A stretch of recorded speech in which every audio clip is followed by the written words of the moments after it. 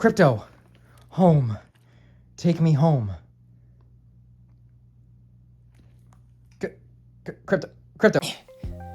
Superman's probably my favorite Superman's probably my favorite superhero. At least he's my favorite superhero that regular people know the name of. I fell in love with the character because of the DC animated movies and also Justice League Unlimited. And I do love Henry Cavill's depiction of the character, but he just didn't get a lot of Superman saving a cat from a tree type moments in his movies until like the beginning of the original Justice League. Or Shazam, I guess, but that wasn't even him. But I'd be lying if I said that Henry Cavill's Superman didn't also help me fall in love with the character. Because this movie came out when I was 6, okay? I cannot tell you how many times I imagined myself doing that fly through the air punch thing. So when I found out that the man who made my favorite superhero movie would be tackling my favorite superhero, I can't describe to you how excited I was. I've been following this movie since it was just a title, from the universe announcement to every person added to the cast to set leaks to today. And let me just say, I love this movie so much. I have a lot to say, so I think that the best way that I can touch on everything that I want to is to just go through the movie so I can explain every little detail in full context. This video has spoilers for a really good movie that you should go watch. Look, up in the sky, it's a bird. It's a plane! It's Superman! So, after this cool animation that flips over to reveal the DC logo, we open in the Arctic. I really like how all the text explaining the history of this universe all revolve around threes. Starting with 3 centuries ago, metahumans were introduced into this world. 3 decades ago, an extraterrestrial baby was sent to this world and adopted by Kansas farmers. 3 years ago, Clark announced himself as Superman, and 3 weeks ago, Superman stopped Baravia from invading Jarhanpur. Because of this,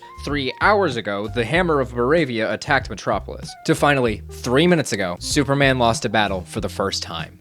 And then...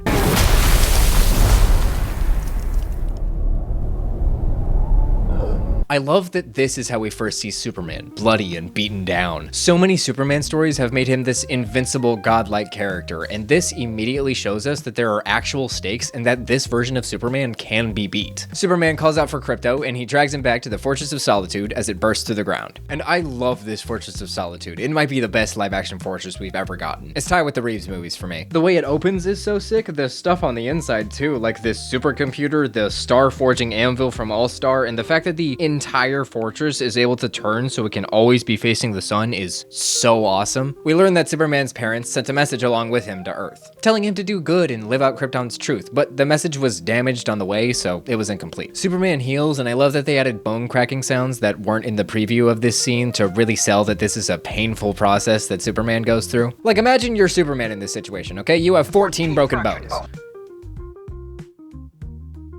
Wait a minute. 14 broken bones. And then all of a sudden they're snapped back in place and healed to near perfection. That probably wouldn't feel great. Superman takes off and we get these beautiful shots of him flying through the snow. I'm such a film nerd, and seeing this shot start from just a guy holding a Pez dispenser in front of his computer to this, to eventually this, it's so cool. We pan down as the big, beautiful symbol on his chest fills the screen, which leads us into the title card that pays homage to the Richard Donner movies. Superman flies back into Metropolis, determined to finish his fight, only for him to get mollywobbed by the Hammer of Baravia once again. And we see that Lex Luthor, along with a command center of people, are controlling the hammer. Superman gets sent crashing down, and a kind citizen runs over to lend a helping hand. Oh, you gotta get out of here. It's not safe. Oh my god, he knows his name! That's my Superman! That's my Superman! The Hammer gives a bad guy speech and flies off, and the citizens around Superman start to question his action. We see the Hammer fly off to a Luthor Corps camp outside the city and into this portal. I'll talk more about the score in a minute, but the music during this specific scene is so sick. Like, I've been listening to this casually, just throughout my day. I understand what Nicholas Hoult meant. And I would listen to it multiple times a day, so I probably listened to it hundreds, if not, it could have been maybe 1,000 times. Not exaggerating, I listened to it a lot. But he walks into Lex's command center, takes off his helmet, and reveals, oh my goodness, it's Ultraman! It was all just a ploy to make Superman look bad. After this, we follow Clark Kent to the Daily Planet, where his article about the fight between the Hammer and Superman got front page. I love that his suit is a little too big. In my mind, that means that he's wearing his other suit underneath. I am kind of bummed that we didn't get a full-on... You know what I mean? This, of course, is where we meet Lois and Jimmy, and we get our first taste of Rachel Brosnahan and David Cornsweet's amazing chemistry. They both truly embody these characters in such a special way. They just eat up every single scene they have together, and I can't wait to see more of them. Over the TV, the president of Baravia claims that there are no ties between the Hammer of Baravia and the Baravian government, saying that the US and Baravia have been allies for years, blaming Superman for the escalated conflict just like the citizens from after the fight. We cut to the Pentagon, where we have Lex Luthor and Rick Flag Sr., who we were introduced II and Creature Commandos, as well as many other high-ranking US officials, all discussing the Planet Watch force that Lex has set up. It's pretty much just a lore dump about the bad guys. We go back to Lois as she comes home to find Clark cooking for her. She gives him more shit for interviewing himself, so he says he'll let her interview him. Remember when I said that these two eat up every scene they have together? This is a 5-course meal. It's incredible. The argument that it escalates to is so raw and human, and it's amazing because you can see where both of the characters are coming from. You can understand why Lois is confused, but you can also see why Clark did what he did. People were going to die! We cut back to the Arctic with Luthor and his goons as they break into the Fortress of Solitude to try to find something to convince the US government to take down Superman. In the process of this, they end up deciphering what is left of the code Superman's parents left. We cut back to Metropolis where a kaiju is loose on the city. Superman stops it from stepping on a dog, and I love all the ways that Superman uses his breath in this movie, pushing this dog away and later using it to push back from a black hole. The kaiju stomps on Superman and he bursts through the pavement, the symbol filling the screen once again. I love that throughout this whole fight, Superman is more worried about the citizens around it. It's great to see superheroes saving people again. Hey, buddy. Eyes up here. I love how it looks as if the camera has to catch up to Superman as he soars. During this fight is where we get introduced to the Justice Gang. We got a live-action Green Lantern again, baby. Let's go. Love the choice to use Guy Gardner instead of one of the traditional lanterns. I remember a common complaint when James Gunn was announced to be the director was that his style of humor didn't really fit a Superman story. But then I saw Guy Gardner was going to be part of this, and then I was like, oh, okay, so it's just going to be him then. It's great that Nathan Fillion, who has done the voice of Hal Jordan in the past, now gets to play another Lantern, and it just feels like he is having the time of his life with this role. Hot Girl was also great. So glad that Isabella Merced found her place in the superhero world after Madam Web. But Mr. Terrific definitely steals the show in every scene he's in. He is actually the one who brings this fight to an end, sending a few of his T-spheres down the kaiju's mouth and killing it. The day is saved and everyone celebrates when all of a sudden Lex Luthor appears on the screens all across Metropolis. Lex reveals to the entire world that the rest of the message from Superman's birth parents includes this. Get them hoes, as many hoes as you can. Okay, maybe I'm paraphrasing a little bit. Anyway, Superman realizes that there's only one place Lex could have gotten this message, so he flies off. He arrives back at the fortress to find it ransacked. All of his robots are destroyed with 4 barely still functioning, and when he calls out for Krypto, nothing. Remember how far away Krypto was able to hear Superman at the beginning? So if he can't hear him now, he's either off the planet or worse. So...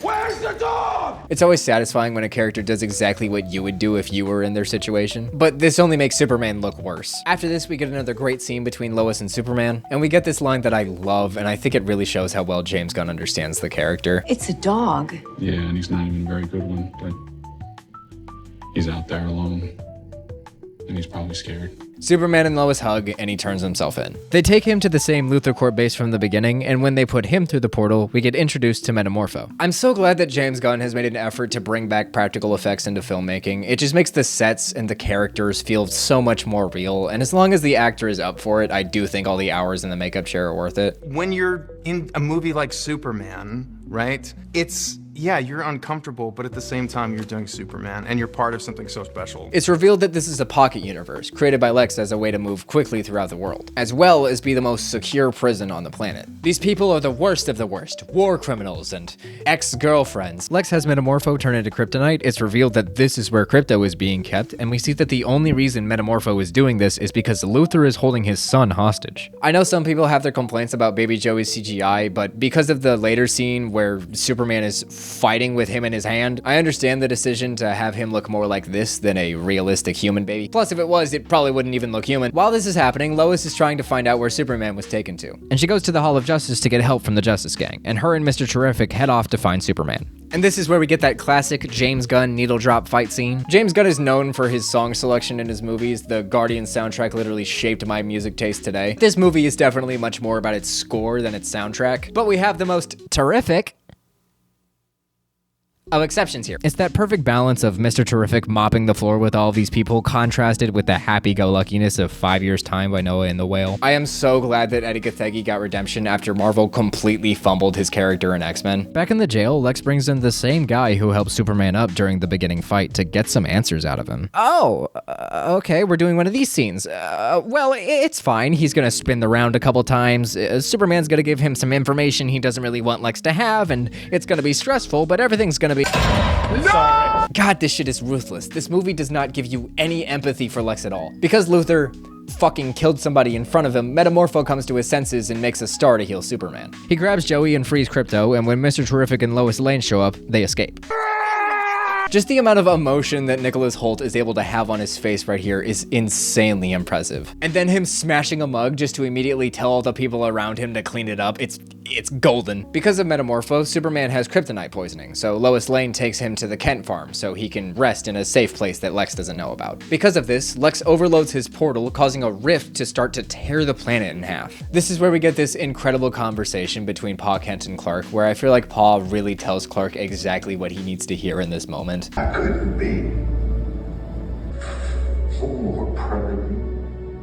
Ma tells Clark that there's something on the TV, and we get my second favorite shot of the entire movie. We see the kids of Jarhanpur raising a flag into the air with the Superman symbol on it, and we get the most beautiful use of the John Williams theme in the entire movie. And I was already tearing up during Pa and Clark's conversation, okay? So when I see these kids start to scream out,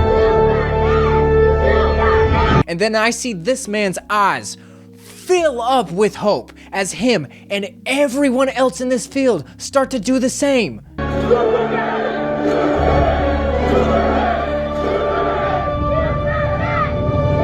As Superman is about to fly off, Mr. Terrific tells him that he needs to get back to Metropolis. There we see all the citizens evacuating and...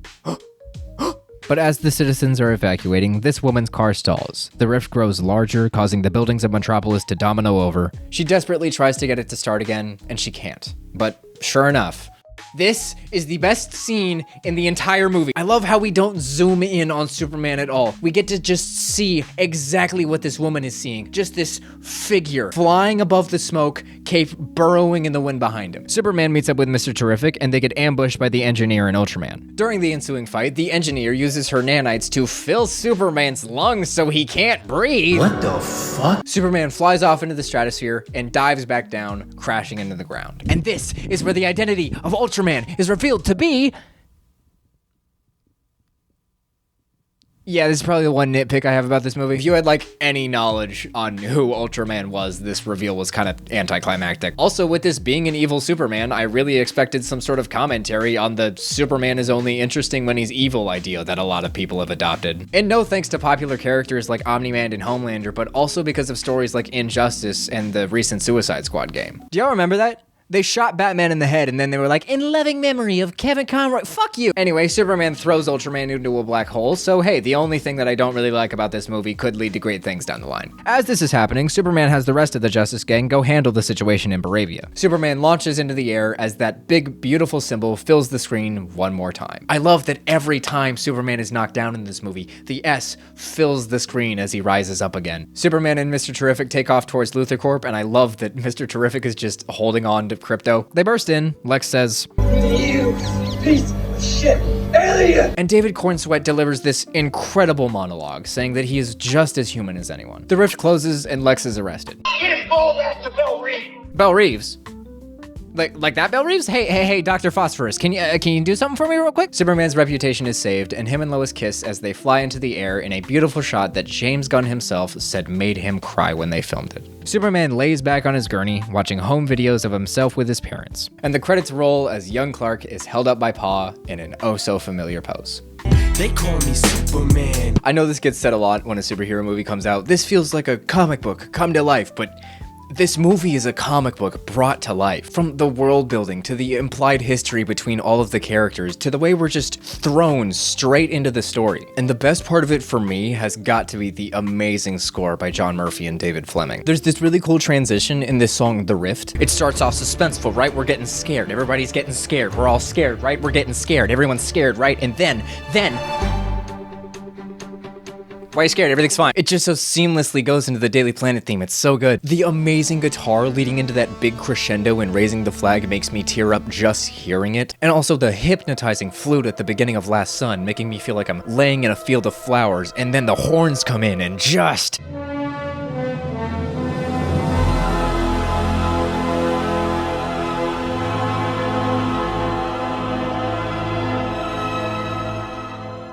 David Cornsweet has given us the Superman performance that I have been waiting for. This Superman truly cares about the sanctity of life, not just of people, life. A very short moment that I can't stop thinking about is this scene where Superman just saves a squirrel. Even when he and the Justice Gang are fighting the Kaiju, he's not trying to take it down necessarily, he's just trying to get it out of there. Also, apparently this squirrel was almost removed because test audiences didn't like it. Also, apparently, there were supposed to be like Days of the Week title cards in this movie, but those were removed because test audiences didn't like it. James Gunn title cards were removed from this Superman movie. Where are the test audiences? I just want to talk. With all the amazing Superman moments, I really wish we got more of Clark Kent in this movie. Especially since that the last time that Clark and Superman actually looked like different people was in the most iconic performance of the two. I do gotta say, I really like the decision to have this be a weaker version of the character. Some say that the overpoweredness is what makes Superman special, but if he was just easily beating every single obstacle that he goes up against in this movie, that would be pretty boring. Because the stakes are lower with a Superman character if he's just totally invincible to everything except for kryptonite. If Superman gets constantly beat down throughout the story, it's a lot more satisfying when he eventually defeats the man who beat him at the beginning. It's the same with It's a big joke that even though his name is he loses almost every fight that he's in. But when he has this big fight with Conquest at the end of season 3, it's much more satisfying to see him win because of all of the times he's lost before. And I'm not trying to say that the Conquest fight is in any way as satisfying as the Ultraman fight, but what I am saying is we can watch Superman grow in both strength and character, and we could probably be building up to something like this. What we have here is a rare opportunity for me to cut loose and show you just how powerful I really am.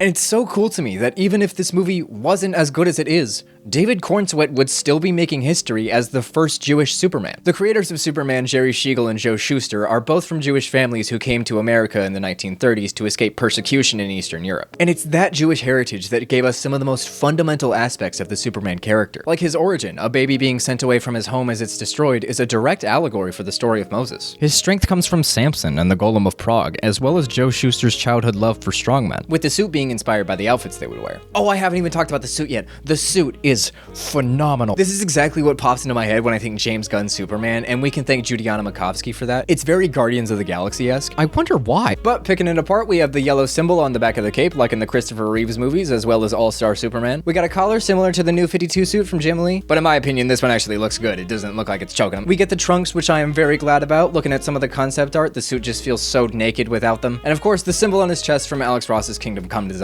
I've seen some people say they don't really like this symbol because it doesn't really look like an S, and by some people I mean Dan Povenmire. That's not an S. Let me rant for a second because this shit activated a primal caveman rage that I didn't know was inside my brain. This is the frame of the shield, and this is the logo. No, it isn't, Dan.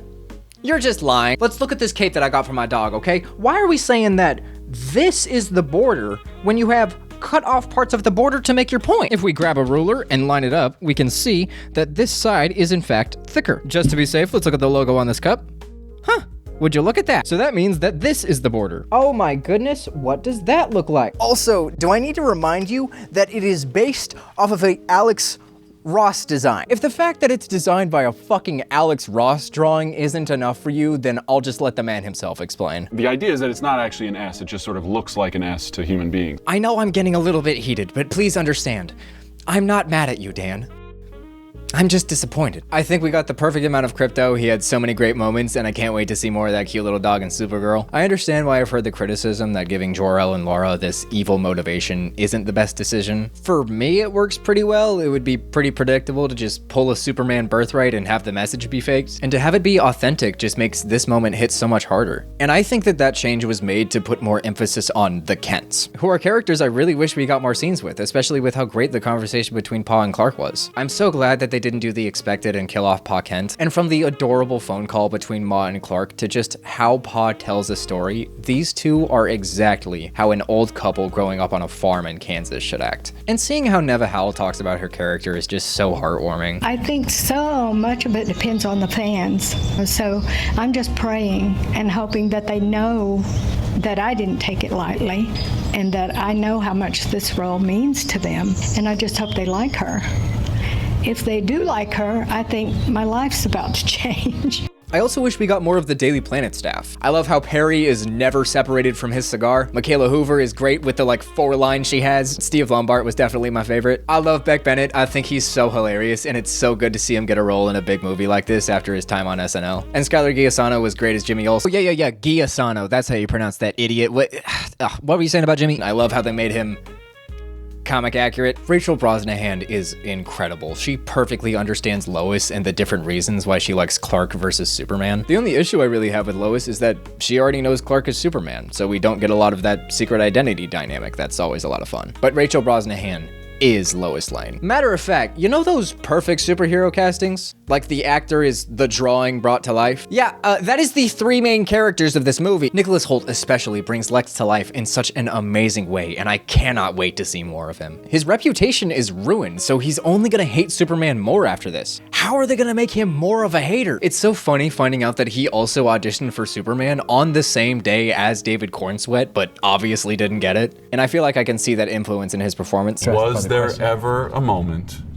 when you were looking at me in the scene where you thought, I could do it better than that? I love this movie so much. It really is something special. When James Gunn was announced to be the director, I know a lot of people were skeptical, but honestly, I do not understand why. You know, I always hope for one thing when people go to see a movie. I hope that when they go to see a movie, when they walk out of the theater, they love the person next to them a little more than what they felt about them when they walked in. That when they walk out of the theater, maybe they feel a little bit more hopeful about what this world can be than when they walked in. And that is the perfect attitude to have when making a Superman movie, and Gunn has already accomplished that goal. Because of the movie, so many people have been trying to figure out how they can adopt a dog. So many kids are getting introduced to this character for the first time with this amazing representation of him. And it warms my heart to see all of the people saying that this movie just makes them want to be a better person. And that is exactly what Superman should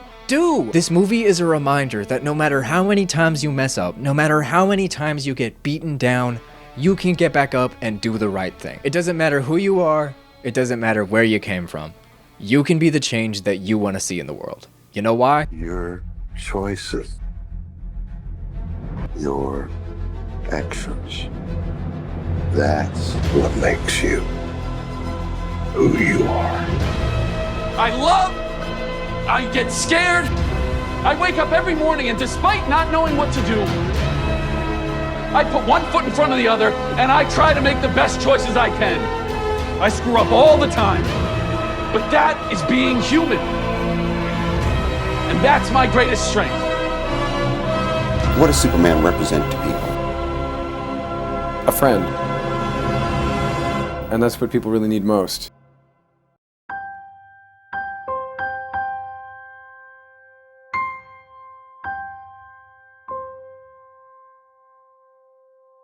Go watch this movie.